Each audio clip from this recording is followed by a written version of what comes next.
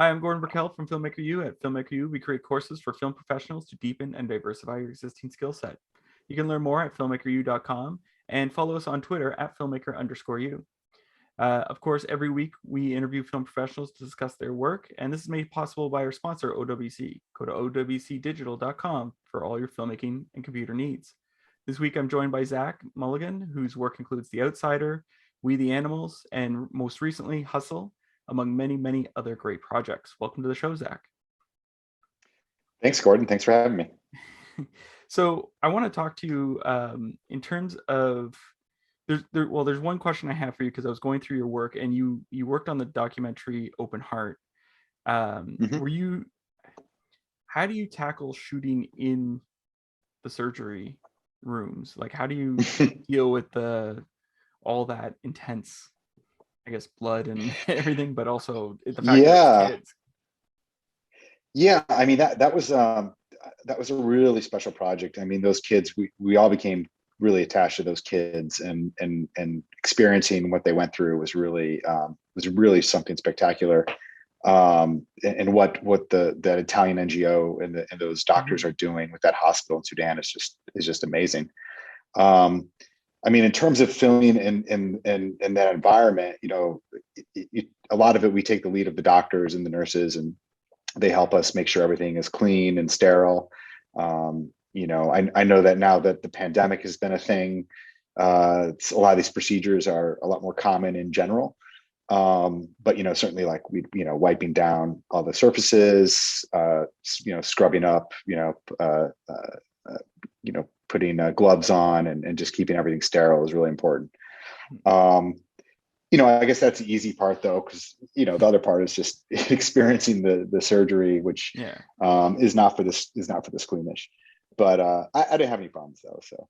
Oh yeah. Did you find that the camera helped you? You could just look through the lens and it sort of separated? Actually, that's really fascinating. It's so true.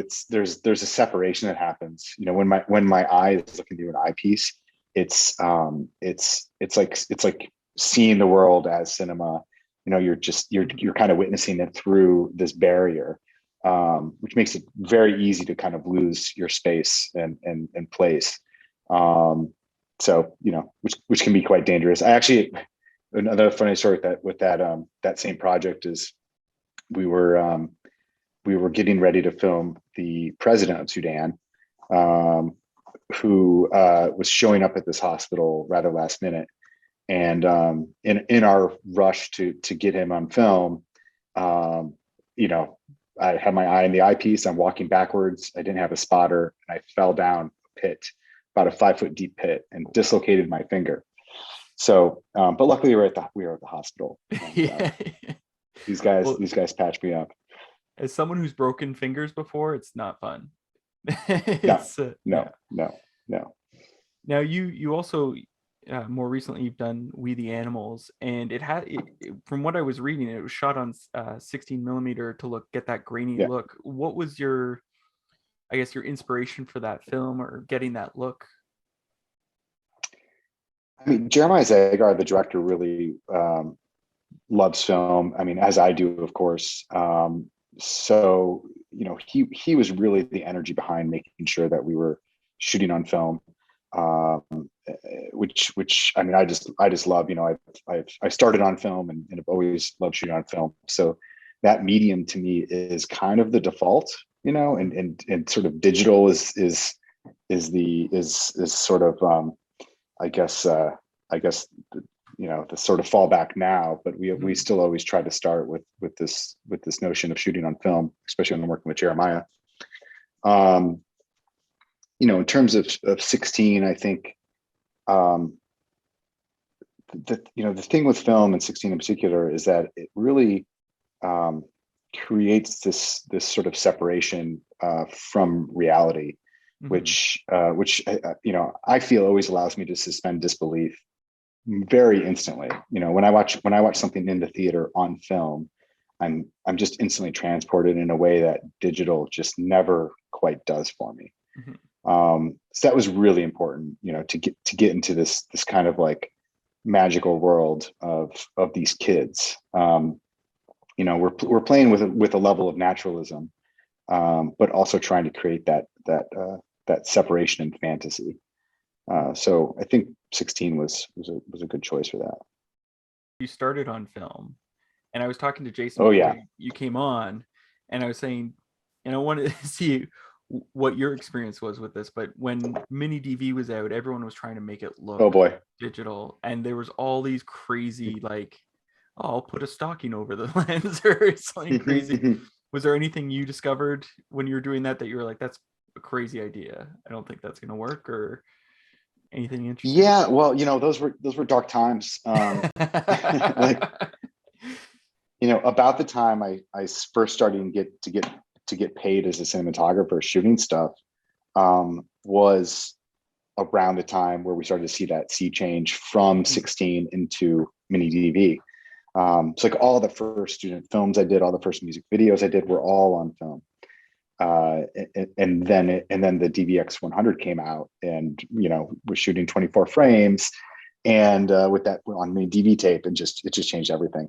I mean, I think that at the time the best thing, I don't know if you remember, that PM EST Technic made a like an oscillating ground glass contraption that you would put on the front of the camera, and you'd essentially then put 35 millimeter lenses on it, and it would project the 35 millimeter negative size on it, and you would film off the back of that ground glass. That was I suppose an imperfect solution, but the best one at the time. Yeah. Wow. Yeah. Now, in terms of We the Animals, you guys also chose to shoot like at the same height as the cast, or try to keep it low from that Oh yeah. child's perspective. So what was the reasoning behind this? How did you guys work with the director to come to this decision? Well, again, I mean, everything flows from the story. And the story is around these three boys growing up, and we really wanted to keep the eye in their perspective. So the default lens height was naturally that of a child. We really, we were seeing the world through their eyes. And the same with the handheld camera, the way the camera moved. There was a kinetic handheld nature to it that was also all about perspective, getting Jonah's perspective right. And at times we go out of that too to break those rules for effect. But for the most part, we're wide lens, look pretty low, handheld moving camera the whole time.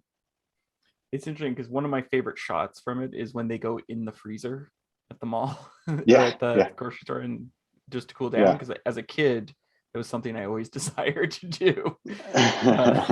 Yeah. Now, did you have any part in the animated sequences at all? No, I didn't. The animation was actually added afterwards.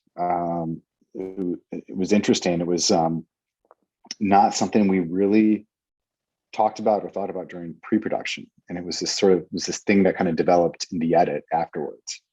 But it really just tied everything together beautifully. So I want to jump to The Outsider. Now, you were working on this show with another DP. How do you work together to make sure you have a consistent look to the project? Well, that's quite common in TV to have multiple DPs. Typically we're doing alternating episodes, and you do share a crew in common. Also, ideally, what you're doing is making a show Bible, really. Like you're creating a series of choices that can be followed to create a tone and a look. And I think it's important never to be, never to track too closely to stuff to the point that you kind of, squeeze any life out of something by following just these rules. But it is important to, you have the same lenses, the same camera package. You're doing some of the same lighting techniques. The camera's moving in a way that feels consistent to the world. So within all these choices, we can create a consistent look across different artists. I still think within that you're still always going to feel a slight the slight touch of somebody's, you know, personal impression of it. But I think on that side, I think everyone did a good job, and it feels pretty consistent to me. What, like, so, you know, there's a few scenes that are pretty like dark, and so how do you like to approach a scene that's supposed to be dark in terms of visual, but still make it so that we can see what's going on? It's one of these weird sort of catches. You know, that I you got have to this. identify. I got this great. Somebody like sent me a message on social media saying something to the effect of like, "You're the worst DP ever. This is so dark. You've ruined the whole book for me." You know, really kind of funny. So yeah, I mean, it's Did it turn The out that it Outsider was their is. TV setting? It was probably their Oh TV yeah, setting. I don't know. I think they would have shot it a different way. You know, Yeah, that's yeah. fine. They loved the book and didn't imagine it to be, I guess, as dark as we made it. You know, I mean, it is a dark story. It's a very suspenseful, slow build horror story. You know, we wanted to play a lot with the shadows and the dark, and there's a lot of things that you don't see, and there's a lot of things alluded to, and there's a lot of mystery.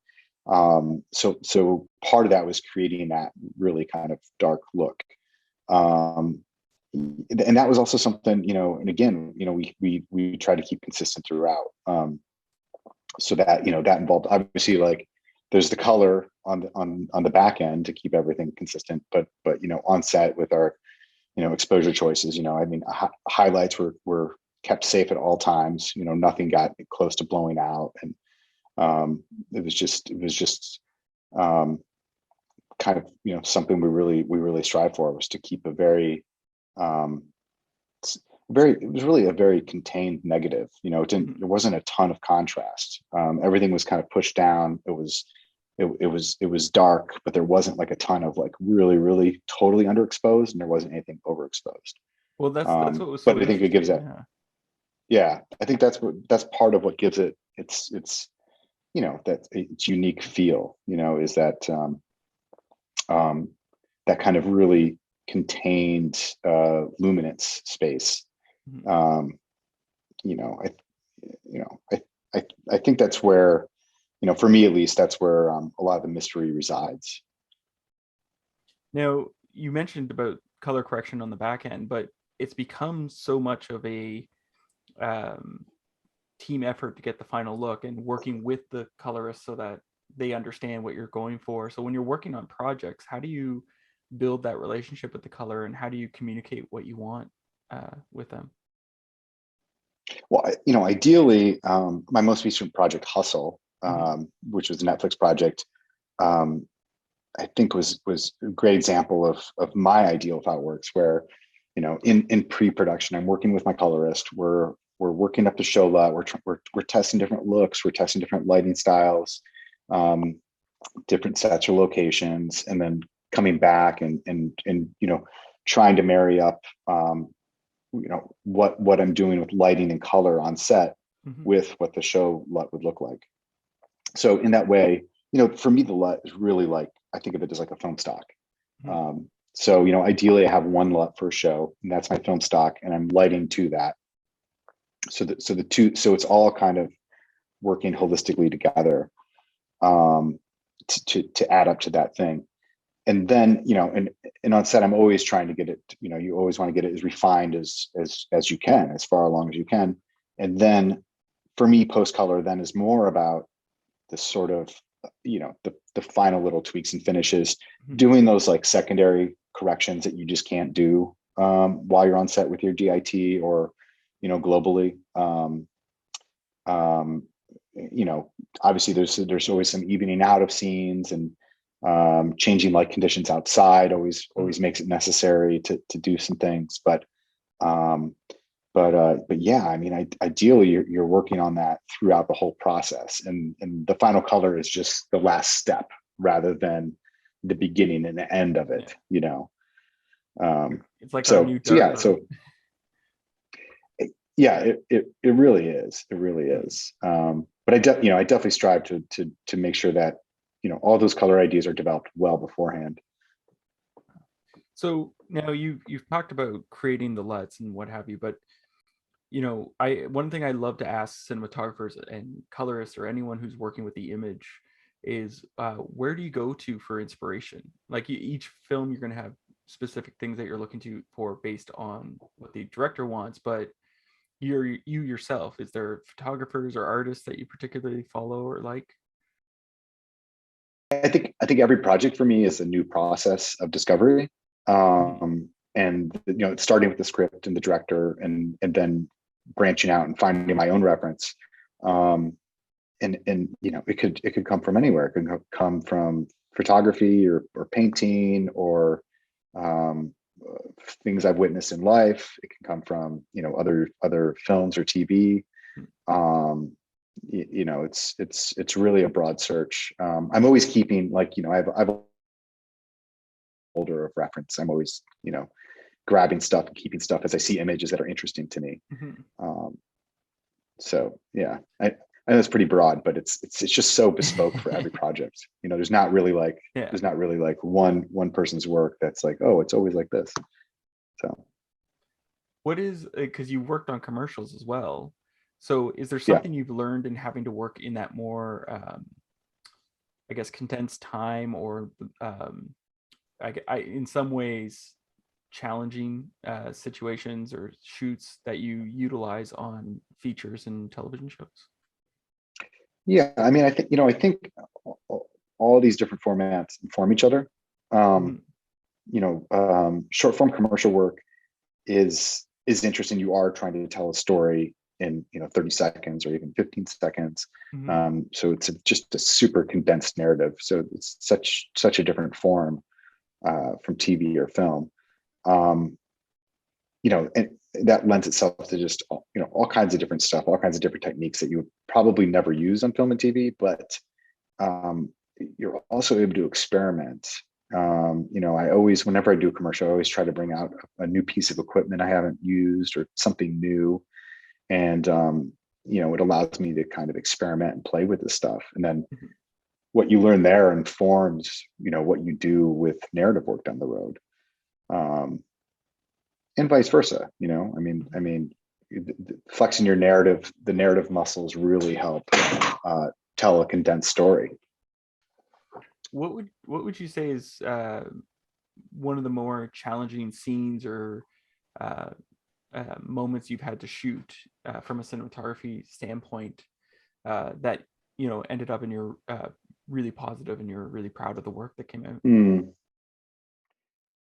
that's interesting. I don't think I could point to a very specific moment, Hmm. but I will say, though, it is interesting. I'm sure everyone has this experience, but sometimes you just get blindsided by, there's these scenes you think are going to be really easy, Hmm. and then it just, whatever happens, you see it, or somebody does something different than you think, and it just becomes this kind of this challenge all of a sudden. And it might take you a little longer to set up on the day, or just takes you a little longer to find your way through it. Hmm.